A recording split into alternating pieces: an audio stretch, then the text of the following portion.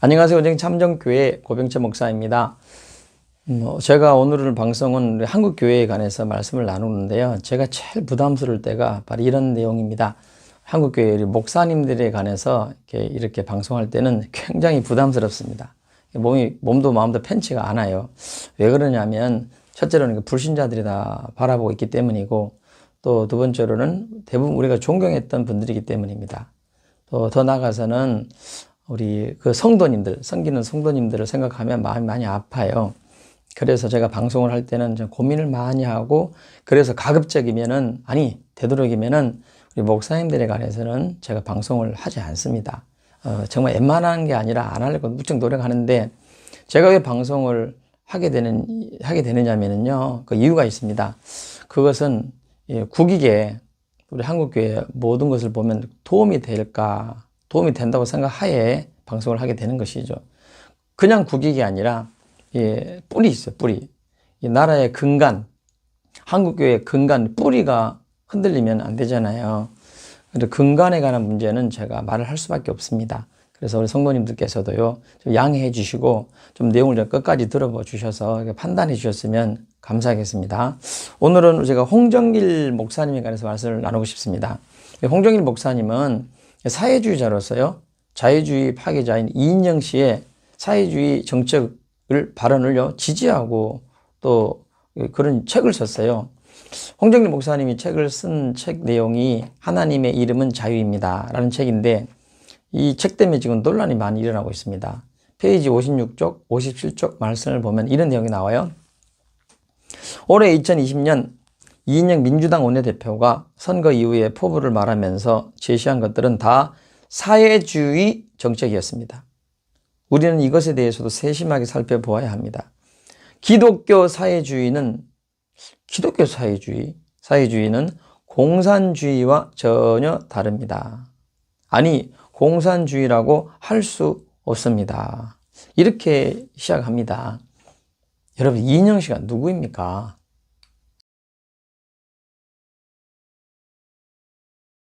이인영 씨는요, 전대협 의장으로 학생 때 전대협 의장으로서요, 그가 발언한 내용들 자세히 보세요. 양키, 침략자, 이승만 괴뢰 내세요.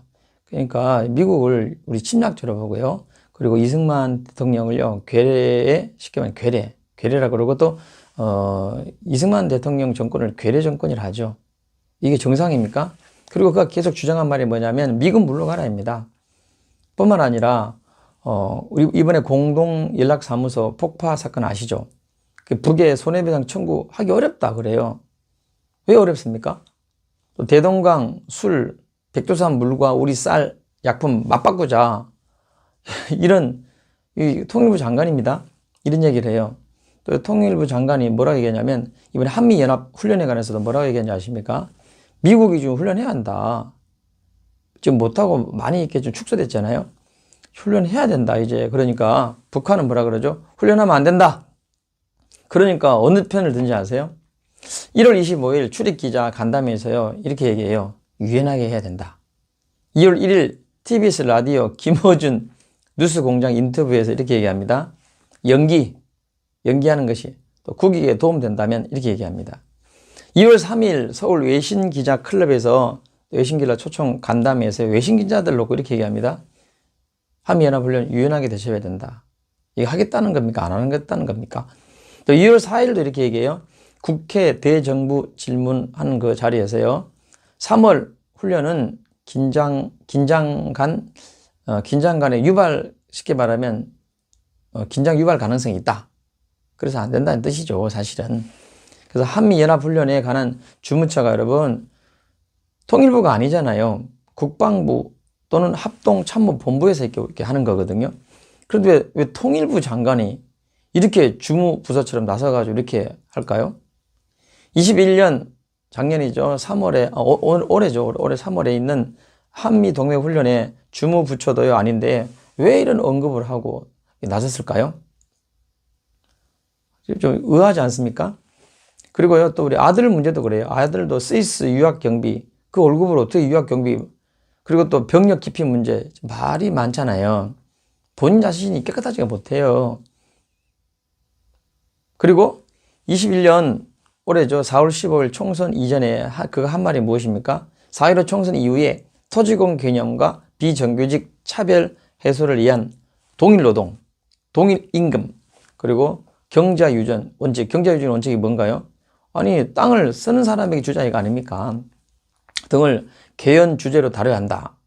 또한 시장, 자유주의 시장이죠. 시장, 종교, 우리 종교죠. 언론 등 이 분야의 기존 패권이 재편되는 계기가 될 것이다.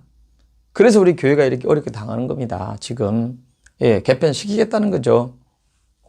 언론은 여전히 개편되었고, 또 시장, 자유시장 경제체제 지금 이렇게 무너뜨리는 것이죠.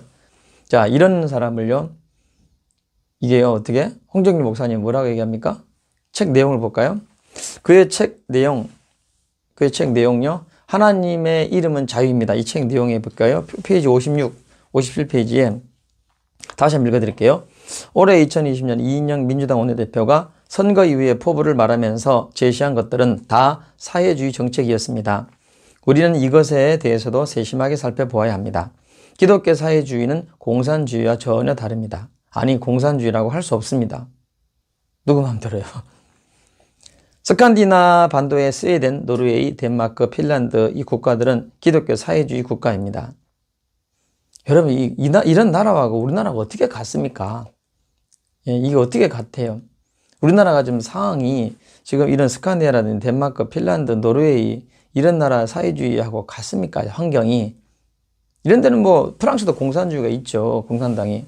그거하고 지금 남북이 대치해 있는, 세계에서 가장 첨예하게 대치해 있는 아주 휴전 상태인, 아직 전쟁 중이잖아요. 휴전 상태인 우리나라하고 같습니까, 여러분? 이걸 지금 이 목사로서 할 말입니까, 이게 지금? 북한이 어때요? 세계 최대 공산주의도 아니고 변형된 공산주의예요. 독재자, 왕가죠. 왕족이죠. 왕가죠. 살인은 뭐 가족도 죽이지 않습니까? 국민들이 굶주려 죽어도 너나 깜짝하지 않아요. 거기 인권이 있어요. 평등이 있어요. 자유가 있어요. 거기에 북한의 인권에 대해서는 얘기 안 해요. 북한 인권 해봐가지고 안 해요. 왜 우리 지금 대한민국, 자유로운 대한민국 가지고 이런 얘기 하죠? 대한민국 지금 근본 뿌리가 흔들리고 있는 겁니다. 지금. 그 다음 볼게요. 복음 루터파 교회가 성경 공부를 많이 시킨 교단들입니다. 그들은 왕정치하에서 자유를 확보한 이후에 개인의 자유와 공동체의 자유를 어떻게 이룰지를 고심하며 사회주의에 서 있습니다. 그리고 청교도를 중심으로 오직 말씀과 하나님의 주권은 강조했던 네덜란드와 스위스를 중심으로 그리스도인들이 자유와 함께 취약계층을 지원하고 더불어 살아가는 사회주의적인 색채를 띤 정책들을 수립하여 주어진 자유의 혜택을 입지 못하는 사람들에게 자발적으로 골고루 분배하는 제도를 시행했습니다.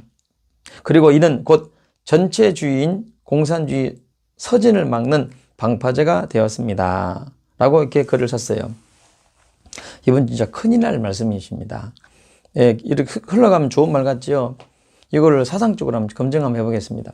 지금 우리 홍정일 목사님은요, 매우 지성인이라고 또 뭐 영적으로 뛰어나다고 지성, 영성, 뭐 인성을 겸비하게 보이죠. 겉으로는 보이죠. 그 미랄 뭐 단체라든지 해서 장애우들 많이 돕고 뭐 선한 영향을 끼치고 있지 않습니까? 항상 그런 모습을 나타내죠. 그 내면은 보면 여러분, 우리 국가 간, 그게 속으면 안 돼요. 국가 간이라든지 이념 간, 특히 사상 간은 교회가요 반드시 점검을 해야 될 부분입니다. 특히 북한에 관한 거 점검을 해야 됩니다. 북한 많이 자주 다녀오신 분들이 이상하더라고요. 이상하게. 그전에는 그렇게 방공을 외쳤던 분들이요. 아니, 북한만 갔다 오면 바뀌어와요? 왜 그럴까요? 이분도 북한 자주 갔다 오셨죠? 이게 무슨 자유입니까? 공산주의 정책이 무슨 자유가 있습니까? 스웨덴, 노르웨이, 덴마크, 핀란드는요, 지정학적으로 우리나라와 전혀 다릅니다. 상황도 다르고, 위치도 다르고. 루터파 교회, 거기 성경 공부를 많이 시켜서 지금 그렇게 자유라고요. 그래서 이렇게 사회주의 국가, 기독교 국가라고요. 대단히 지금 잘못 알고 계시는 거예요. 왕정 정치를 끝내서 자유를 확보했다. 그래서 개인과 공동체의 자유를 사회주의, 취약계층과 더불어 살게 했다. 이렇게 얘기를 하시는데, 이거는요, 견실한 이 신본주의 신앙 때문이라는 것을 우리 목사님 아셔야 돼요.